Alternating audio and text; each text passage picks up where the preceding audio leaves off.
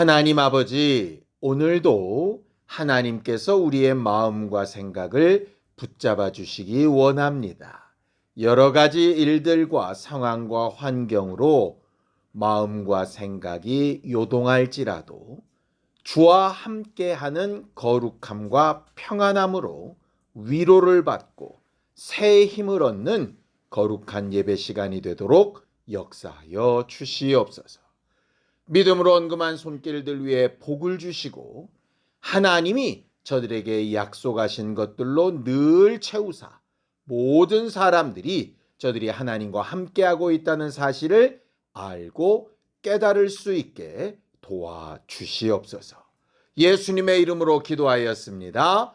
아멘. 하나님의 말씀은 잠언서 14장 26절에서 35절까지 말씀을 함께 합독하겠습니다. 잠언서 14장 26절에서 35절까지 말씀을 함께 합독하겠습니다. 함께 읽습니다. 시작. 여호와를 경외하는 자에게는 견고한 의뢰가 있나니 그 자녀들에게 피난처가 있으리라. 여호와를 경외하는 것은 생명의 셈이니 사망의 그물에서 벗어나게 하느니라. 백성이 많은 것은 왕의 영광이요 백성이 적은 것은 주권자의 패망이니라. 노하기를 더디하는 자는 크게 명철하여도 마음이 조급한 자는 어리석음을 나타내느니라. 평온한 마음은 육신의 생명이나 시기는 뼈를 썩게 하느니라. 가난한 사람을 학대하는 자는 그를 지으신 이를 멸시하는 자요 궁핍한 사람을 불쌍히 여기는 자는 주를 공경하는 자니라. 악인은 그의 환난에 엎드려져도 의인은 그의 죽음에도 소망이 있느니라. 지혜는 명철한 자의 마음에 머물거니와 미련한 자의 속에 있는 것은 나타나느니라. 공의는 나라를 영화롭게 하고 죄는 백성을 욕되게 하느니라. 슬기롭게 행하는 신하는 왕에게 은총을 입고 욕을 끼치는 신하는 그의 진노를 당하느니라.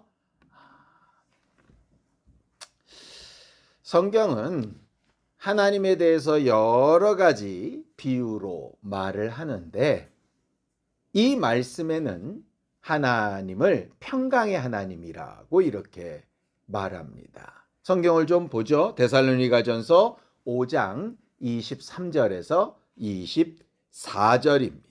함께 읽습니다. 시작. 평강의 하나님이 친히 너희를 온전히 거룩하게 하시고 또 너희의 온 영과 혼과 몸이 우리 주 예수 그리스도께서 강림하실 때에 흠없게 보존되기를 원하노라. 너희를 부르시는 이는 미쁘시니 그가 또한 이루시리라고 이렇게 되어져 있죠. 우리의 기도가 뭡니까? 하나님께서 일해 주시기를 기대하는 게 우리의 기도 아닙니까? 내가 할 수 있는 일을 기도하지는 않겠죠. 내가 할 수 있는 일은 그냥 내가 하면 되잖아요. 근데 내가 할 수 없고 하나님이 하셔야 될 일에 대해서 우리는 기도합니다. 근데 하나님은 어떻게 그 일을 이루시느냐? 평강의 하나님이 우리와 함께 하심으로 그 일을 이루신다 이렇게 되어져 있어요. 그러니 신앙생활은 평강의 하나님이 어떻게 우리와 함께 하시게 할 것인가 라고 이렇게 생각하는 겁니다. 이 평강의 하나님의 반대말이 뭐냐면요, 무질서라고 하는 뜻입니다. 그러니까 평강의 하나님이라는 말 안에는 질서 있는 이라고 하는 뜻이 들어있어요. 그러니까 평강이라 그래서 무조건 좋은 게 좋은 거라는 뜻이 아니에요. 질서 있게 되어진 평강이라는 뜻입니다. 그러니까 하나님과 우리 사이의 관계가 질서 있게 잘 성립이 돼 있어야 평강이지, 아무렇게나 살아도 하나님은 평강과 평화의 하나님이시니 좋은 게 좋은 거야 이렇게 하시는 분이 아니라는 얘기예요. 그러니까 하나님에 대한 오해를 고쳐야 될 필요가 있습니다. 그러니 하나님 앞에 우리가 평강을 구하려면 가장 중요한 건 뭐냐면 질서를 바로 세우는 일이에요. 물론 우리끼리의 질서도 있겠지만 사실은 우리끼리의 질서보다 훨씬 중요한 게 하나님과 우리 사이의 질서이죠. 대표적인 예가 뭐냐? 가나 혼인잔치 사건입니다. 마리아가 와서 혼인잔치에 굉장히 큰 문제가 생겼다라고 예수께 말을 하죠. 예수께서 뭐라 그러십니까? 여자여, 그게 나와 무슨 상관이 있습니까?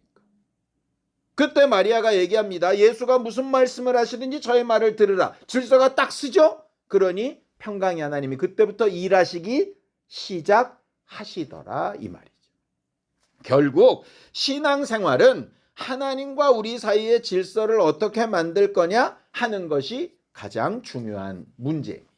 그래서 예수께서 십자가 달려 죽으시면서도 아버지와의 그 질서를 지키기 위하여 애쓰셨던 것이고, 바울도 감옥에 갇힐 때든 큰 이적과 능력을 나타낼 때든 상관없이 하나님과 자신의 관계를 어떻게 둘 것인가를 굉장히 마음에 두었던 거죠.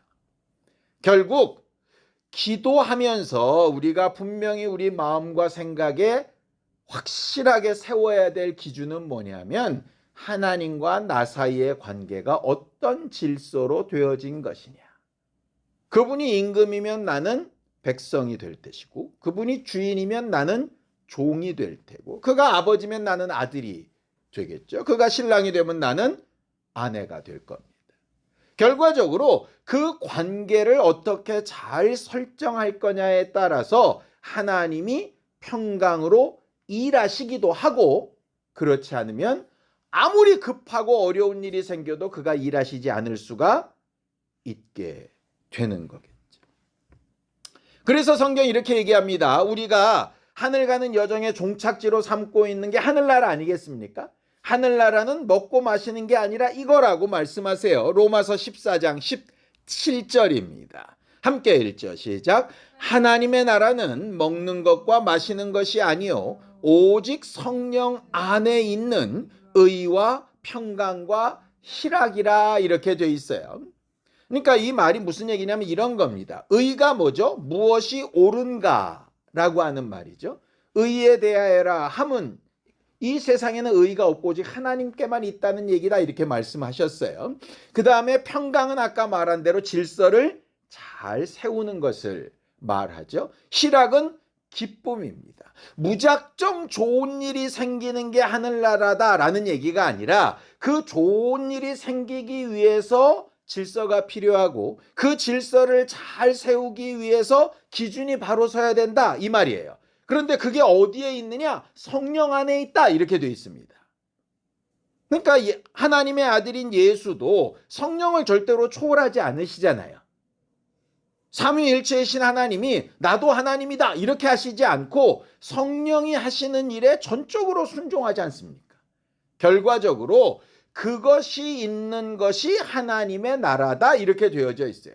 하나님의 나라는 예수 믿고 그냥 뿅 하고 가는 나라라는 뜻이 아니라, 그래서 예수님과 함께 먹고 마시고 즐기고 황금길 다니고 이런 얘기가 끝이 아니라 그 일을 위해서 성령 안에 기준과 질서와 그것을 누리는 기쁨이 존재하는 것이 하나님 나라다, 이렇게 말씀하시는 거죠.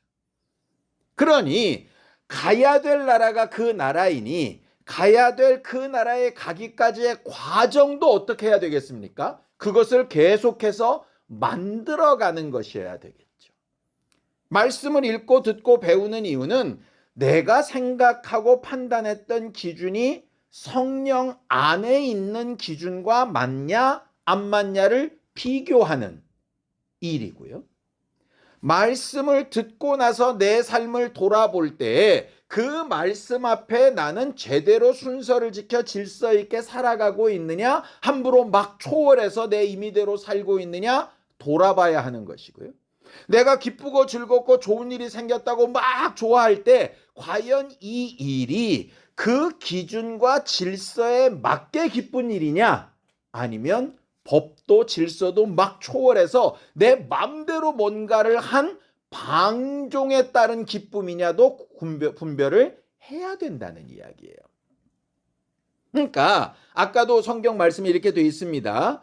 악인은 그의 환난에서 엎드려져도 의인은 그 육체의 죽음에도 하나님께 소망이 있다, 이렇게 얘기를 하는 거예요. 뭐냐 하면 사람들은 육체의 어려움이나 그런 것들이 있으면 나쁘게 된 것, 즐겁고 좋고 자랑할 만한 일이 있으면 응답받고 좋은 것, 이렇게 판단하는데 하나님의 나라는 그렇게 판단되지 않는다는 얘기예요.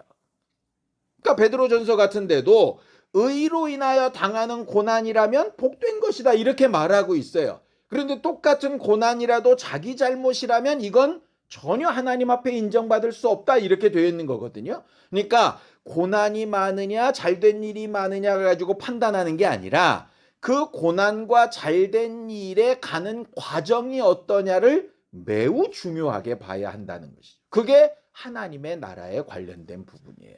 당연히 우리의 기도도 마찬가지여야 되지 않겠습니까? 사람들은 내 마음에 들지 않고 안 좋은 일, 불편한 일, 뭔가 좀 어지럽고 힘든 일, 그런 일들은 빨리빨리 사라졌으면 좋겠다고 생각을 합니다. 그렇죠? 예수님도 그렇게 생각하셨어요.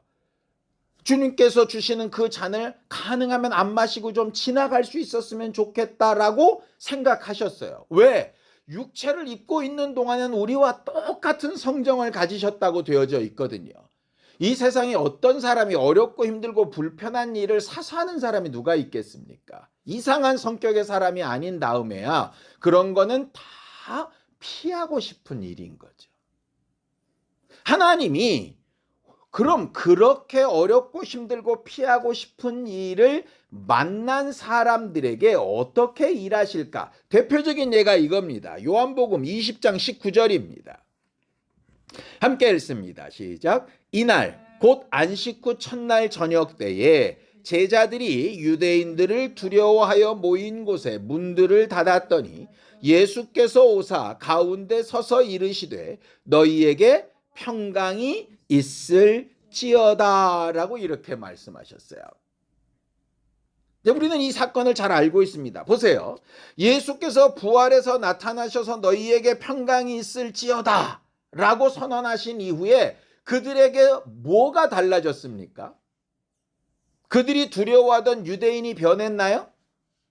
그들을 죽이려 했던 로마 사람들이 없어졌습니까? 그들을 핍박하던 바리새인이나 제사장들이 회심해가지고 회개를 했나요?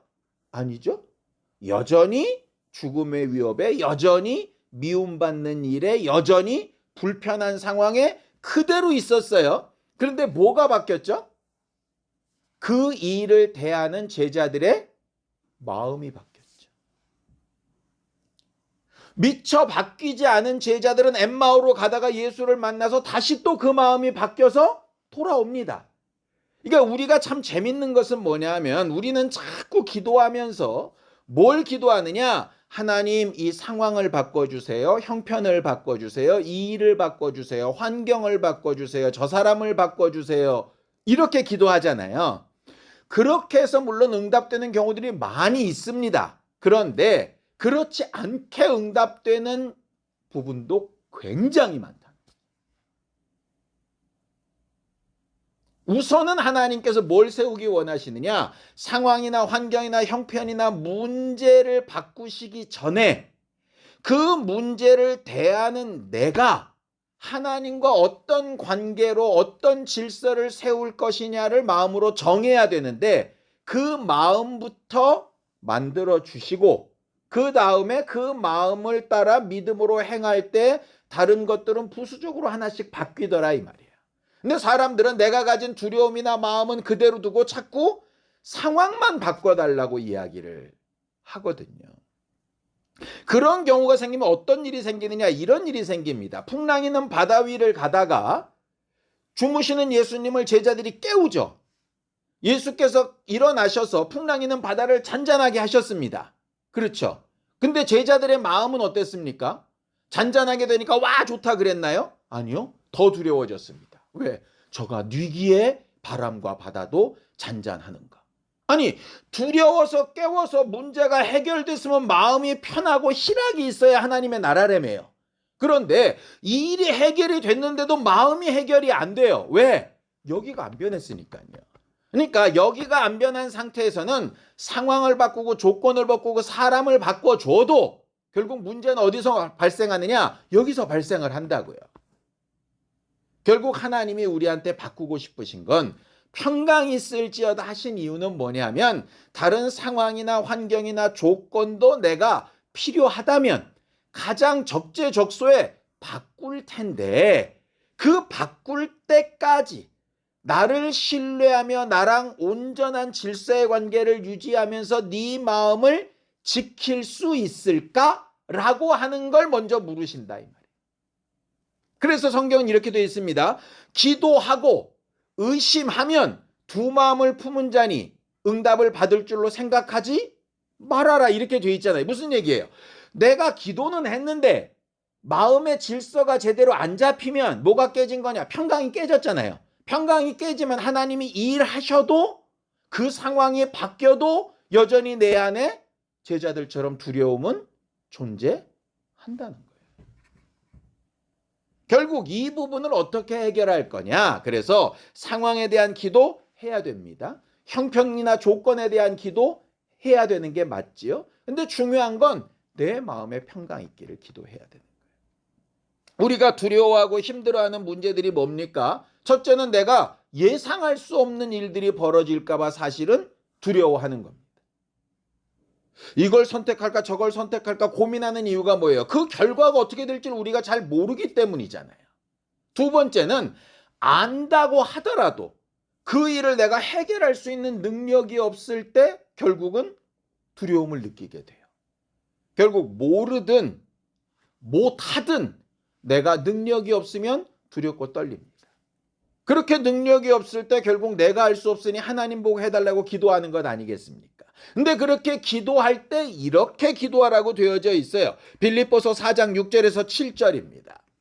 함께 읽습니다. 시작. 아무것도 염려하지 말고 다만 모든 일에 기도와 간구로 너희 구할 것을 감사함으로 하나님께 아뢰라. 그리하면 모든 지각에 뛰어난 하나님의 평강이 그리스도 예수 안에서 너희 마음과 생각을 지키시리라. 우리 잘 아는 말씀이죠. 근데 여러분 잘 안다고 그냥 읽어서 그렇지 이렇게 보세요. 기도와 간구로 너희 구할 것을 감사함으로 아뢰라. 그러면 하나님의 능하신 손이 엄청난 능력이 대단한 영적 파워가 너희 모든 환경을 깨트리고 홍해바다를 가르듯이 여리고성을 무너뜨리듯이 그렇게 문제들을 해결할 거다. 이렇게 안 돼 있죠. 네? 우리가 구하는 건 원수를 쫓아내고 영적 세계가 막 열리고 막 대단한 이적이 나타나고 뭐 이런 걸 꿈꾸면서 기도하잖아요. 근데 거기 뭐라고 돼 있습니까? 그리스도의 평강이 제일 먼저 너희 마음과 생각부터 지키실 거다. 그 질서가 평강으로 서 있어야 그 다음에 크게 보이는 응답이든 작게 보이는 응답이든 그게 하나님이 하신 일로 보고 평강이 계속 유지가 되는 것이지 그것을 건너뛴 상태에서 상황이 아무리 변해봐야 그것은 너희한테 아무런 유익이 없다라는 거죠. 이 말은 오해하지 마시기 바랍니다. 무능력하게 그런 이적이나 그런 건 바라지도 말고 마음이나 평안하게 기도합시다. 그런 뜻 아닙니다. 마음의 평강이 먼저고 그 다음이 하나님이 하시는 일들이 나타난다는 거예요. 오늘 본문에도 똑같은 말씀이 있습니다. 잠언서 14장 26절에서 27절입니다. 함께 읽죠. 시작. 여호와를 경외하는 자에게는 견고한 의뢰가 있나니 그 자녀들에게 피난처가 있으리라. 여호와를 경외하는 것은 생명의 샘이니 사망의 그물에서 벗어나게 하느니라 라고 이렇게 되어져 있죠. 결국 경외한다라는 게 뭡니까? 마음으로 대단히 좋아하면서 두려워한다 이런 뜻이잖아요. 그렇죠? 아버지를 좋아하고 사랑하고 존경하지만 어려워하죠. 질서 때문입니다. 왕이 있어야 우리를 잘 다스릴 수 있었지 않습니까? 과거에. 아주 좋은 왕이 있지만 아무리 좋은 왕이라도 막무가내로 할 수 없잖아요. 질서가 있기 때문에 어렵고 두렵죠. 그게 경외함입니다. 결국 올바른 질서 안에 있는 하나님과의 관계가 사망에서도 이기고 그 터를 견고하게 만든다. 그게 되고 있는가라는 말이고요. 그거를 아주 쉽게 풀이하면 무슨 얘기냐? 하나님을 신뢰하고 있는가라는 거예요. 기도하고 평안하냐 이 말이죠. 내 마음에 하나님을 신뢰하는 것으로 여유가 있느냐 이 말이죠. 세상 사람들은 자기가 재물을 많이 쌓아놓으면 뭔가 믿을 구석이 있다고 생각합니다. 친구가 많거나 학력이 높거나 아니면 부동산을 아주 많이 가지고 있거나 아니면 자랑할 만한 어떤 뭔가가 있으면 자기가 되게 의지할 만한 곳이 있다라고 생각합니다. 그런데 우리가 잘 아는 것처럼 어리석은 부자처럼 아무리 쌓아놓은 것이 많아도 그 영혼을 도로 찾으시면 무의미하잖아요. 그 마음과 생각에 원수를 들어가게 하거나 사울 왕이 왕으로서의 권위를 가지고 있지만 하나님이 부리신 악신이 들어가면 모든 것들이 다 엉망진창이 돼버리지 않습니까? 결국 우리가 의지하고 우리가 기대하는 것도 중요하겠지만 그것보다 훨씬 더 중요한 건 내 마음에 하나님이 주시는 평강과 그 위로와 그 마음이 존재하는가 하는 것이죠. 결국 그것부터 기도해야 하는 것이에요.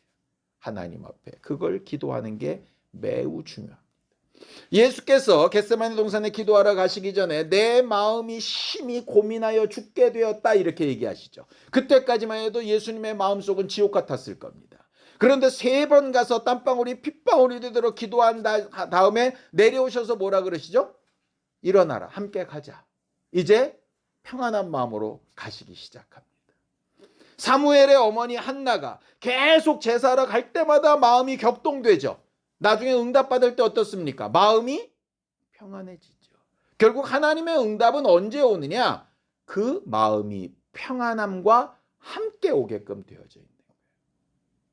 그러니까 어떤 일이 안 돼서 불안하다고 자꾸 생각하지 말고요. 내가 지금 아직 하나님께서 주시는 평강의 마음으로 세워지지 않았기 때문에 아직 불안한 게 남아있다고 생각해야 되는 게 옳을 것 같습니다. 그러니 뭐부터 기도해야 되겠어요? 주의 말씀이 하나님께서 우리에게 세워놓으신 그 질서가 우리의 마음과 생각을 평강으로 이끌어 주시기를 기도하는 게 매우 중요하겠죠. 잠언서 14장 29절에서 30절입니다. 함께 읽습니다. 시작. 노하기를 더디하는 자는 크게 명철하여도 마음이 조급한 자는 어리석음을 나타내느니라. 평온한 마음은 육신의 생명이나 시기는 뼈를 썩게 하느니라. 어떤 사람이 노하기를 더디할까요? 여유가 있어야 노하기를 더디할 겁니다. 그렇죠? 마음이 평온해야 노하기를 더디할 겁니다. 마음이 조급하거나 시기심이 넘치거나 평강이 깨진 상태라면 내 감정을 내가 추스릴 수 없을 겁니다. 참 쉽지 않은 일이죠. 우리가 절대로 우리 스스로 완벽하게 컨트롤할 수 없는 문제이기 때문에 말씀을 전하고도 그 말씀대로 살기가 너무 힘든 게 우리들의 연약함이기 때문에 끊임없이 기도하며 간구해야 될 게 뭐냐면 우리의 마음과 생각을 지켜달라고 하는 것. 더 나아가서 우리 사랑하는 자손들의 마음과 생각을 지켜달라고 하는 것. 우리 아이들이 살아갈 세상이 얼마나 어렵고 힘들고 정신없습니까? 우리들이 쫓아다니면서 다 잔소리해서 그들의 삶을 다 바꿔줄 수 없지 않습니까? 우리가 눈에 보이지 않는 상황에서 그 아이들이 어디서 뭐라고요? 어떤 생각을 가지고 살아가는지 어떤 환경 가운데 있는지 우리가 어떻게 다 알 수 있습니까? 그들의 마음과 생각을 하나님께서 붙들어 주시고 하나님과의 질서를 잘 세우기를 사모하는 것 이외에 우리가 무슨 기도를 더 할 수 있겠어요? 이 시간에 기도할 때 우리가 이것도 저것도 기도하고 이렇게 돼야 됩니다. 저렇게 돼야 됩니다. 말할 수 있겠지만 그것보다 먼저 하나님 앞에 평안한 마음, 여유로운 마음, 견고한 마음, 하나님이 주시는 평강의 마음이 우리 안에 있어서 기도하는 것마다 하나님이 일하신 증거를 볼 수 있게 해달라고. 함께 같이 기도하겠습니다. 하나님 아버지, 우리가 하나님 앞에 여러 가지 것을 기도했으나 평강의 하나님이 우리와 함께 계시다 하는 것으로 응답하여 주시옵소서. 우리의 마음과 생각이 힘을 얻고 하나님과 함께하는 기쁨을 희락으로 느끼게 하여 주시옵소서. 우리가 기도한 모든 것에 가장 아름답고 귀한 결과를 하나님이 아시오니 일해 나가시는 것을 믿고 신뢰하며 간구하고 돌아갑니다. 우리의 마음과 생각이 평강의 평강으로 인도받게 하여 주시옵소서. 이제는 우리 주 예수 그리스도의 은혜와 하나님 아버지의 극진하신 사랑과 성령님의 감동하시고 함께하시는 분명한 증거가 여유 있는 마음, 평강의 마음, 하나님이 주시는 마음으로 응답받으며 살기를 결단하고 기도한 우리 모두 위에 이제부터 영원까지 함께 있을지어다. 아멘.